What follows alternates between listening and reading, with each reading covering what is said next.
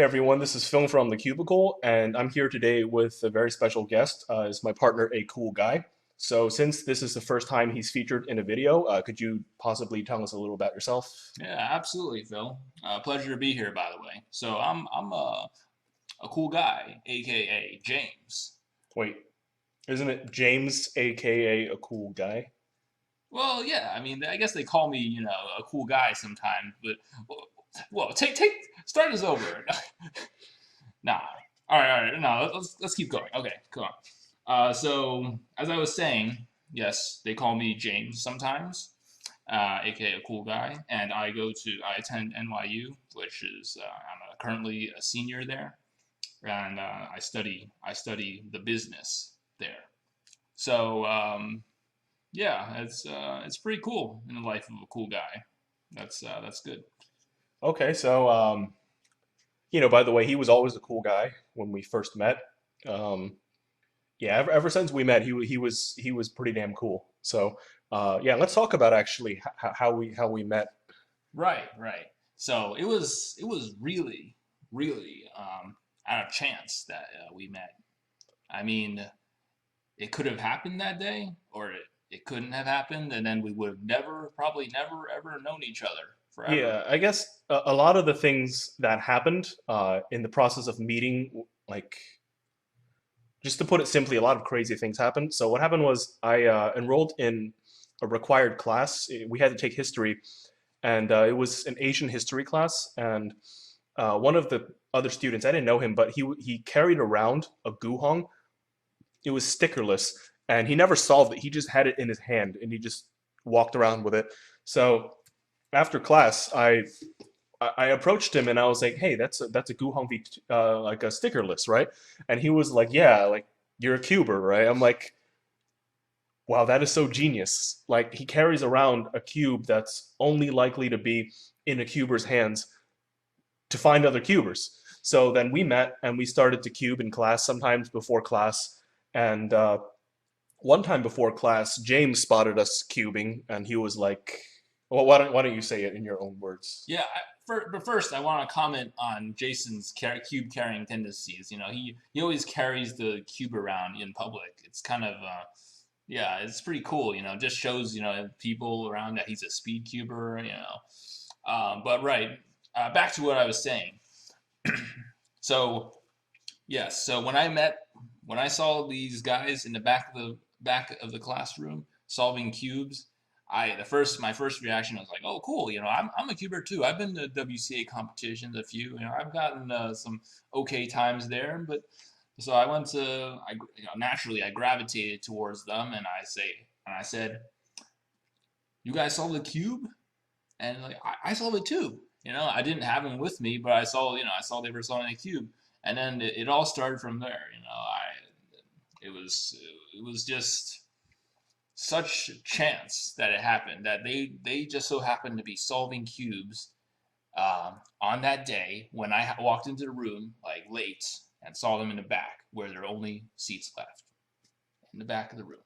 So yes, it was. It all started there, and but the idea of the cubicle, while our friendship started there, the idea of the cubicle was just in its very early stages. Like it wasn't even an idea then. It was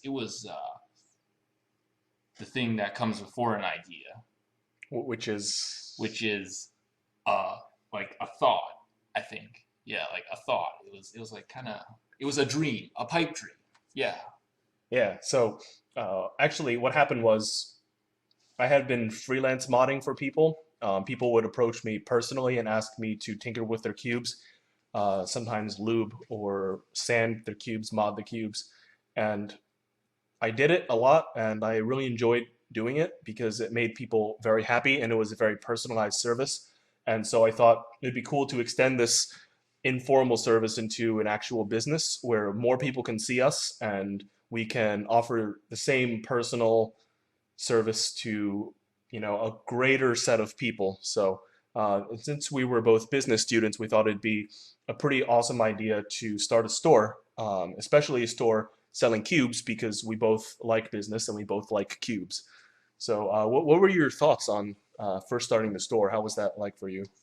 Yeah. So I mean, when Phil verse, I mean, first of all, I had to say this was Phil's idea at first.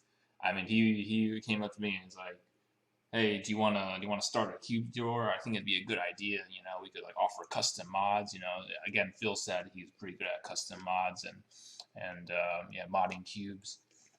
So I thought it was a pretty crazy idea, but I was like, heck, why not? I'm a business student. Maybe I can gain some experience from this, if anything. So we went forth with the idea, and of course, the first task with any business is coming up with a name. So we went through a couple names, but we ended up settling on the cubicle. I mean, I think I just kind of fell in love with that name. The cubicle. It's kind of it's like it has that cube element in it. It sounds like cube, but cubicle. And I immediately thought about the logo idea. It was just kind of a cubicle shape, but but in the color scheme of like a cube, like some sort of yeah, a speed cube.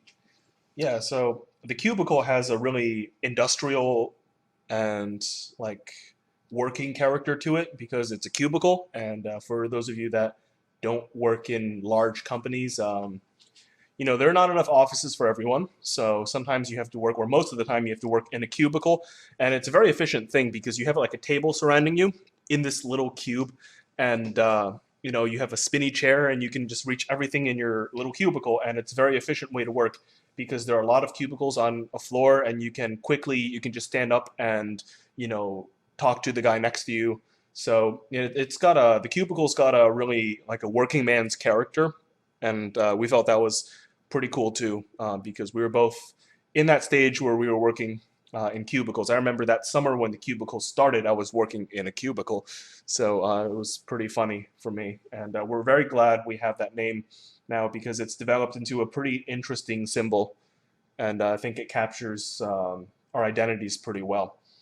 Absolutely, it's not just a symbol; it's an icon now. It is a legend. Yeah. So as I was saying, uh, so how did we get started? Oh yeah, well, we started with absolutely nothing, which I guess is what every business starts with. The only thing we had was industry experience. I had experience buying cubes. I had experience with like which puzzles are considered popular, which puzzles are not.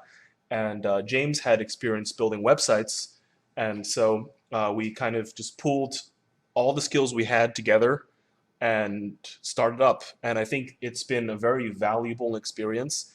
There are a lot of things that we as business students learn in textbooks and in lectures. The professor tells you how to deal with customers, how to price your products, how to run your shop, how to interact with people on a daily basis. And there are a lot of things that either they don't tell you or they just simply can't because a lot of the things we run into on a daily basis are very different from what we learned in a book. And I'm very grateful for having an opportunity to really see these things because it makes me a better person and a better business person. And just makes me know what consumers want in actuality instead of like what they might want in a book. What are your thoughts on that? You answer a lot of support emails, so do you kind of get this feeling as well? Oh yeah, absolutely. I mean, I've answered almost all the support emails. So I mean, when you write to support the cubicle, you're probably gonna hear back from me. So I know some of you guys address the emails to Phil, but it's actually me. It's actually him. It's actually me. Wait, Yeah. wait, hold on. Do you actually, when you write back, do you say it's from me? Oh no, no, I absolutely was about not. to That say, would that would be impersonation. No, and I would not impersonate. That well, would am not I be a not cool cool enough? thing. Am I not cool enough? Oh please, no, no. Can I But not stand in your cool shoes or no, something? no, it's the other way around. I'm not a small enough kitten to do that. Once the kitten grows too big, it's just you gotta, it's not a kitten anymore. It's a big cat. A big cat. Oh Okay. yeah, I'm gonna actually go off on a tangent once. Sure. So I was at a competition once with my dad, and he had never seen a competition, so he's like, "Yeah, I'm gonna go." And some guy actually went up to him, and he's like, "Hey, dude, are you like a big cat or something?" Ha ha. My Oh, dad was like, "What?" that guy has nerve. Brownie.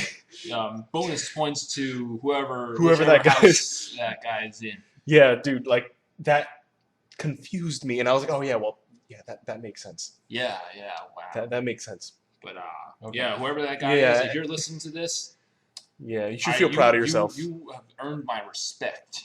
Yeah. Please Okay. continue to do that. Okay. Okay. Yeah. Anyway, back to topic. So yeah, you answer a lot of support, and it's a very awesome learning experience. Oh yeah, Yeah. because through answering support emails, I've come to realize what consumers really want in their buying. You know, and they want fast replies to emails. They want good service replacements if necessary. You know, obviously, you know, you can't. There's a balance you have to strike. You can't just give everyone free stuff, but you know, you have to provide a good amount of service, and you know, be prompt in your replies, and to be respectful and courteous and professional in your responses.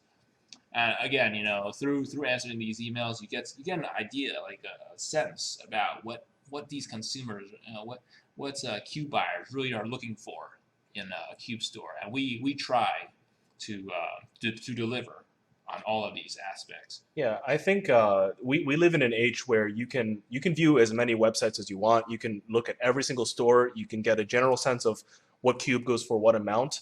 What you really can't tell by looking at a website is how they will treat you in emails, how they will speak to you, how they will inform you of the information you ask for. So I think a lot of the consumers are looking for that. They're in addition, they know they're getting a cube. They're looking for people that they can talk to if they have questions, people that can advise them on what cubes to get and how to take care of their cubes. So definitely, I think people are asking for a service in addition to just a cube puzzle. So we try our very best to, do really well on the service department so that we make everybody happy with their orders and their questions. Oh, absolutely. And it's one thing that is quite distinguishable about the Cubicle is that many of our members are actually really fast solvers and respectable members and fast solvers in the speedkeeping community.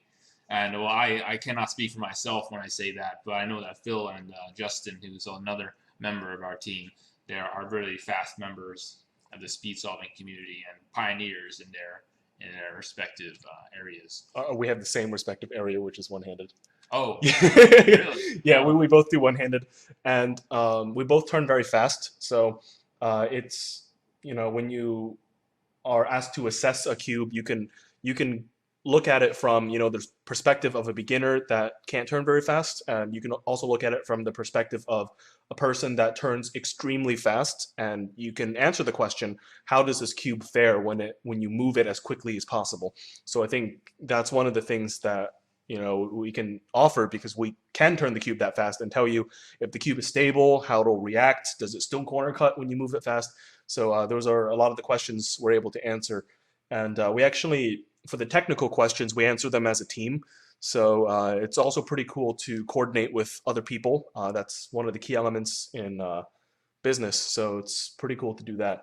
Yeah, absolutely. If I see a question I don't know how to answer, I'm not gonna just make up something or tell you something like, oh, buy this and buy everything. You know, I'm going to find someone who can answer it in a qualified way. Maybe if it's about OH, maybe I'll go ask Phil. You know, if it's yeah, then get back to you later with a genuine response and an honest one too. I'm not just gonna tell you to buy everything, you know. We, Yeah, we, we would though. yeah, We yeah, would like you to buy everything, but yeah, we do realize that not every cube is for everyone. So we really try to help you pick the best puzzle you can. yeah, yeah. Yeah. I mean, I I, I was gonna say something, but it's probably not appropriate. So, What?